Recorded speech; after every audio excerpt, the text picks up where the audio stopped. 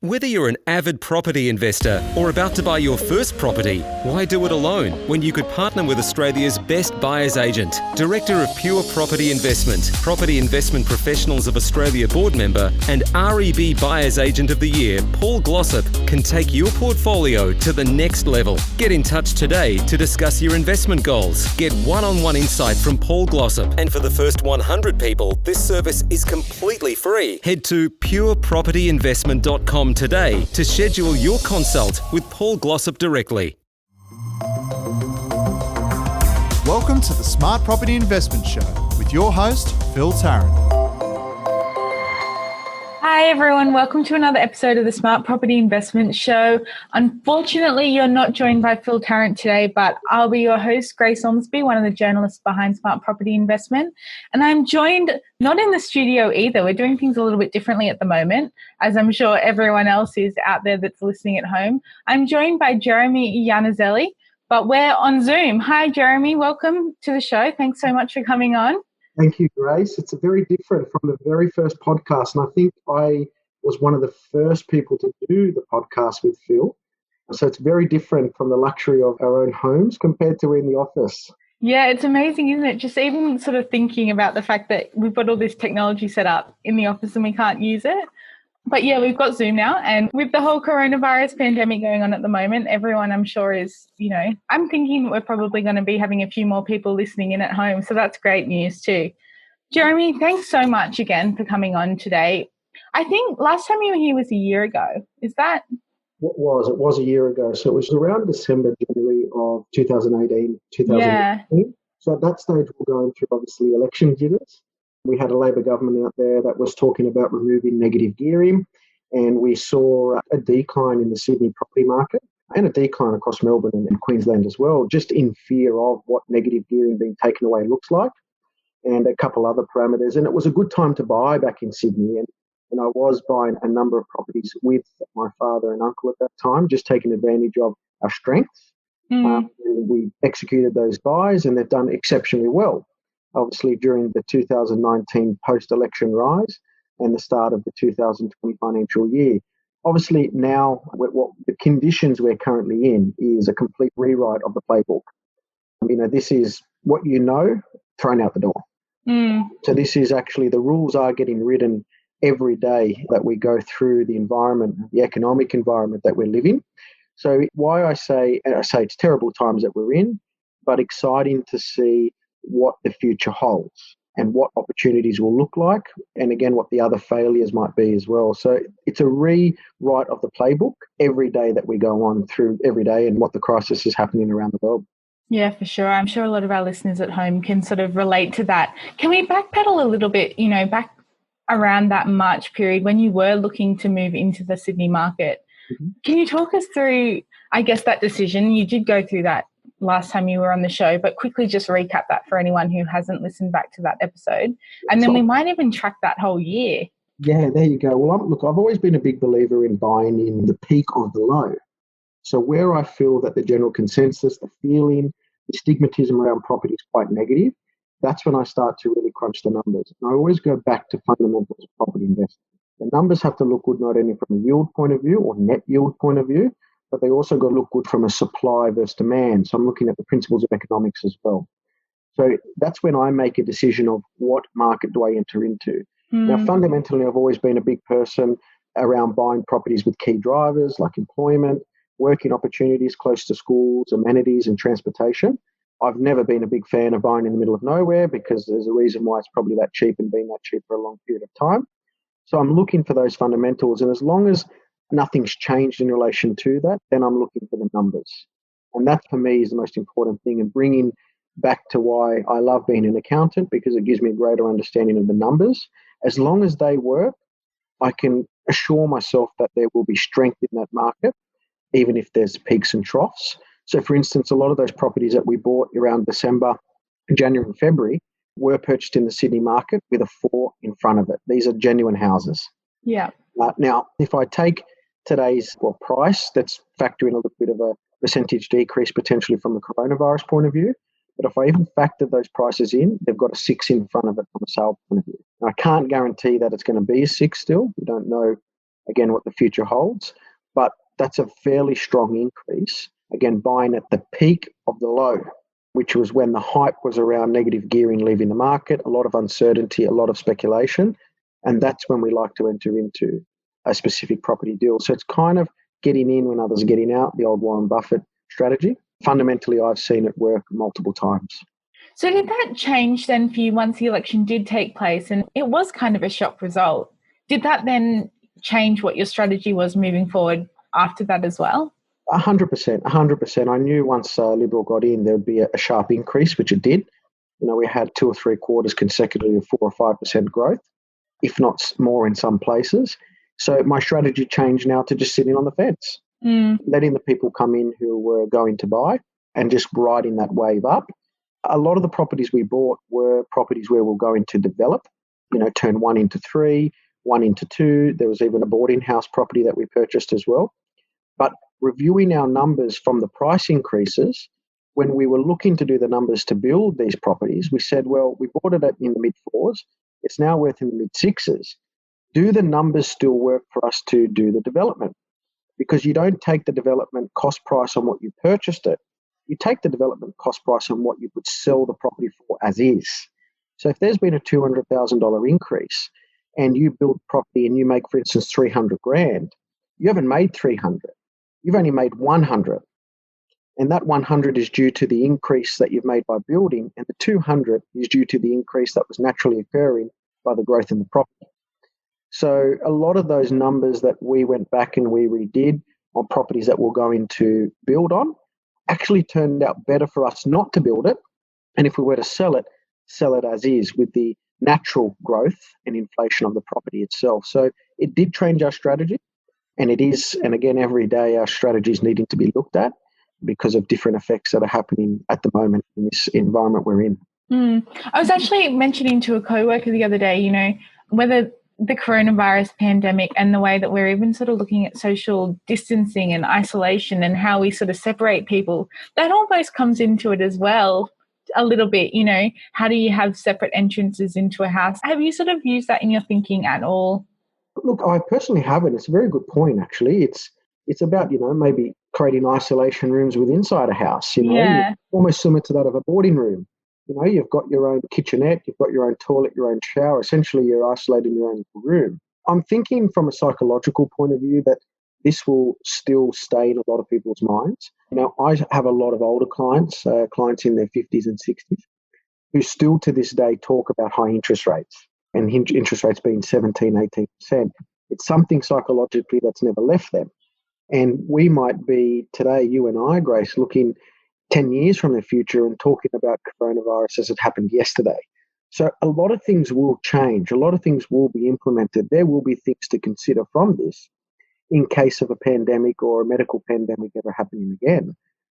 So it could be something to consider, and definitely it's something I didn't think of, but you bringing it up today makes me question, well, what, there might be a market for this in the future, especially if things like this are to happen once every 15 or 20 years. The only reason I really thought about it was because you brought up, that you'd purchased a boarding house and... Yeah, so not purchase such a boarding house, purchase property to build a boarding house. Yeah. And just, again, the value of that property increased so much, our numbers changed of the boarding house working compared to what we could have sold it for, just with its natural inflation that's happened over the last 15 to 16 months. We might take a quick break, Jeremy, but straight after that, I want to jump into that interest rate topic that you were just talking about. Worried about making the wrong choice with your next investment? You're not alone. If you truly want to become the master of your own lifestyle design through real estate, then you need to speak with Buyers Agents, who'll help you acquire cash flow positive properties in high growth areas with value add potential, so you can create more freedom in your life. Visit dash.com.au/SPI. Jeremy, just before the break, you brought up, that older people do remember those super, super high interest rates that they have lived through. And, we're clearly not there now. A year ago, would you have predicted interest rates to be where they are right now? To be very fair, I've been a big advocate of the RBA just cutting rates to zero, because it's been a very passing money in people's different hands. It's not that we've been building wealth. Growing an economy is about money coming from the outside world into the country. And unfortunately, Australia's been getting rich by simply passing money from one person to the other, which is not actual wealth. It's more of a transfer of wealth. Whereas you're rich today, I'm rich tomorrow. Really getting a country rich is how China's been able to become the second largest economy in the world. It's creating products and selling those products to the outside world. Australia itself has a great opportunity to capitalise on a lower Australian dollar. Our dollar rose post GFC, dollar for dollar, and it really killed the manufacturing industry because it became quite expensive for other people to buy our products simply because our cost of materials and labour was so high.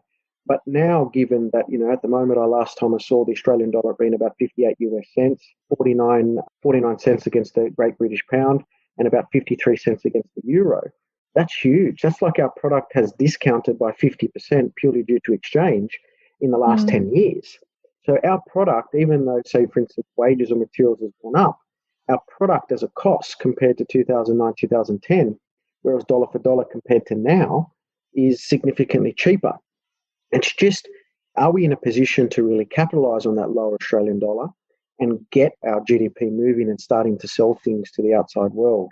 So I think that's the major thing that I'm always looking at as well. And look, with the recent government stimulus spending, which has been equating to 10 to 12% of our GDP, while it's there to help stimulate and prop up, small business as much as it can, that will have an effect in the future, especially when it comes to repaying back that debt.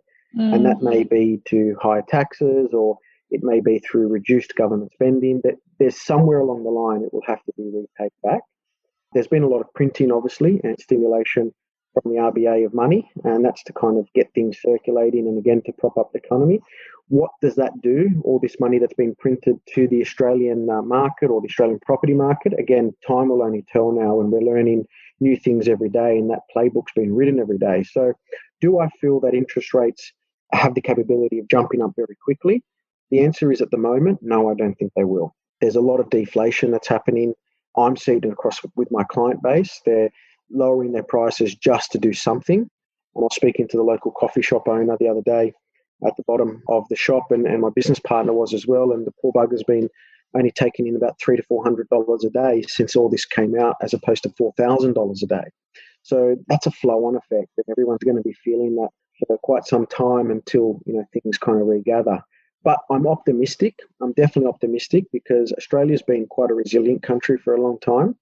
I do believe, personally, in my opinion, that once all this ends, the economy will start to generate again.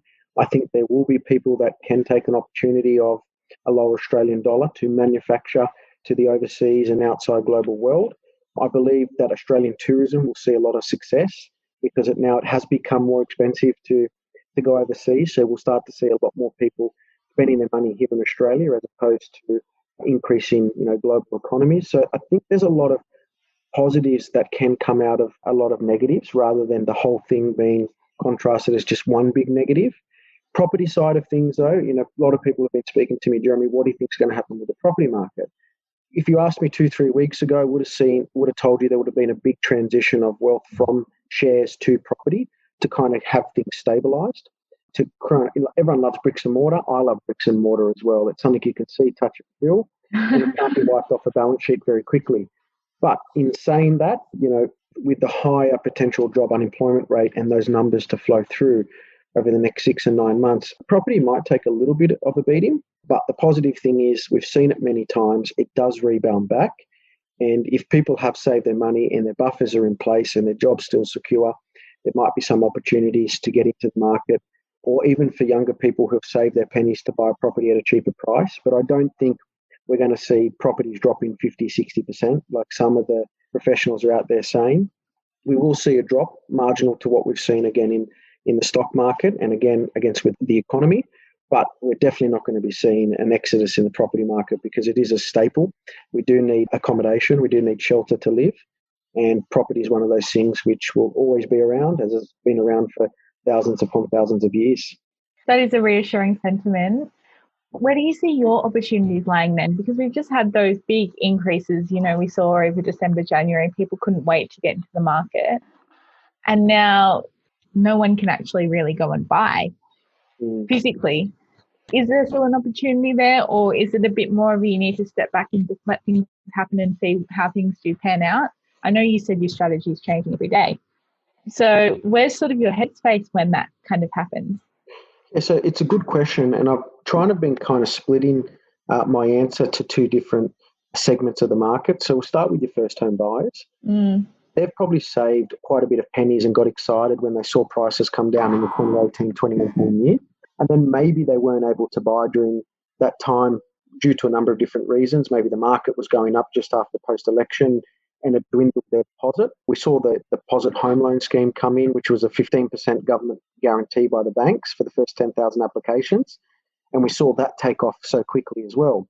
So my answer to the first home buyers is that they're in a really good position because they might be able to pick up something at a 10 or 15 or 20% discount, and they've got their savings that are there. They probably generally live at home with mum and dad, or they're living in a very low rental accommodation, but they might be in a position where they can enter into the market now. So I'm actually giving a hell of a lot more positivity for the younger generation looking to buy their first home. I suppose the other side of the population is very different. If their buffers have taken a bit of a hit and their equity potentially has reduced, I'm actually encouraging them to sit on the sidelines because this is not an environment where you want to stretch that elastic band too much. Sometimes it's good to stretch it in some scenarios. This is a scenario where I'm encouraging that second half of the population I speak to is if your buffers aren't there and your equity has come down, I wouldn't say stretch. This is a time where you just go back to working your backside off and you start saving your money, building your buffers. If it means by the time you're ready to enter into the market, it may have gone up a little bit, you reassess your strategy then. So I'm encouraging those people to get into saving mode if they can. It's a little bit tougher given obviously everything that's going on, but I'm telling them not to stretch themselves too much. This is a time where you just really reevaluate, and if it does delay your strategy slightly, that's fine because there will be another time for you to enter into the market. And then there's the very small amount of the population, and again, my client base who have buffers, who've got a significant level of equity, who've got and saved up enough cash. And this is me telling them at the moment that, you know what, there might be some great opportunities that are presented to them. Mortgagee sales, people that have stretched their wallets too far or their savings too far and have just hilted up their life with loan. I think we will see a really big shift though, and I have been telling that to a lot of my clients as well. We've gone through the last 10 years where money's been so available. Wages have been strong. We just know that every day that the next dollar is going to come in so we can continue to spend. We will see a very big psychological shift of people now valuing money a lot more, having more savings and buffers, very similar to the population that lived in the 80s and the 90s who saw those tougher times. And I think that's probably a good thing because it's not going to encourage people to stretch their finances too much. And I've always been a big believer of everybody having at least 3 months of savings, and that's whether you're a property investor or not. But definitely if you're a property investor, you need to have those buffers in place because things like this can happen. We've now seen it. We're living through it. And you're in a good position if you can cover your cost of your properties without any rental income coming in for at least 3 months. We're going to take another break there, Jeremy. And after that, I might point it back to you and see sort of what your plan is in the near term, the far term. We'll go from there. All right, Jeremy, I want to now turn it to you. You've had a great year in Sydney, obviously. Where are you sort of seeing the Sydney market now? Is this somewhere that you sort of want to stay in, or are you thinking of moving back into the other capital cities? What are you seeing, and how are you planning on using that to your advantage down the track? Yeah, it's a good question. I love Sydney, and I love Sydney for two reasons. Number one, I believe it's the best state in Australia, and we've won the last couple Origins, which has been fantastic. But the second reason I love it because I'm able to be close to those investments. I'm a little bit of a control freak and micromanager, so I like to be able to see my investments, be able to review it, see it, repair it if I need to, or at least oversee anyone that is repairing it. I've always found a little bit of a struggle with the properties I've got in Melbourne and Brisbane, but nevertheless, you're an hour away on a flight, so it doesn't become too difficult over time. I do see Sydney as a bit of a market which I'll probably come back to depending on the way prices are or the prices move. We've seen a very V-shaped incline from the bottom of the market prior to the election back in 2019, and we may see that come back down slightly, but that's opportunity for some other people. What it will and what I believe will happen is we will start to see, as I said before, more people protect their cash a little bit further. in an event like this ever occurring again. As I said, there'll be quite a bit of a psychological impact, and people will remember this like they did and the people that were in those 87 to 89 high interest rate periods. I believe the market's separated into two sectors, though, obviously commercial and residential. Commercial sector at the moment is taking a little bit of a hit. A lot of people who have invested in commercial property that have tenants which are asking for significant rent deductions or deferral of repayment periods, I think for them, they might take a second look at how many commercial properties they might have in their portfolio, because there was a big push for commercial property over the last couple of years with interest rates coming down, because commercial properties has always been on a yield play. I get 8-9% on the right, I pay 2 or 3% on the left, I'm making 3 to 4 or 5%, which is one might consider money for jam. But commercial sector has always been a sector where you need to have quite a buffer of cash, because there might be significant time delays in finding one tenant to another. Tenants might not be able to pay due to restrictions in their business trade like we're seeing at the moment, or business may not be as sustainable. So there will be some fallout due to the COVID-19 virus, coronavirus, and I do think that there might be a handful of commercial investors who will feel the pinch quite significantly, purely from small businesses being unable to recover from this economic impact. And I am optimistic, and I'm hoping that a lot of small businesses do recover strong and get back on the horse and win that Melbourne Cup race. But the reality is there will be some people, unfortunately, which will suffer some economic loss, and there's a flow-on effect from that. From the residential property side, this is going to be a push now for a lot more people to ensure they've got their buffers. So I don't think you'll see as many people splashing their cash or being too quick to go out there and get the 80% loans or 90% loans or even 100% loans, depending on the way you finance your purchases. So I think there might be a little bit of a slowdown on that. You know, if prices do come back a little bit, we might see lesser listings, or the quite opposite. We might see more listings as people really want to get back in control of their finances after this significant delay. So that's a couple things. My personal point of view, why I'm getting back into Sydney and I'll monitor it now, is for two reasons. Number one, I do believe there will be some value, and unfortunately it will come from distressed property sales. While it's opportunistic that I say that, while it's terrible, to take advantage of people in that particular situation, it's something that people will do, whether it's me or many other investors. It is an important time for an investor to ensure they are really researching the property. They're never going to pick the bottom of the market. No one ever will. But they need to be comfortable with the price that they're paying. They need to ensure that it meets their goals, objectives, and their strategies. And they need to ensure that cash flow point of view it works.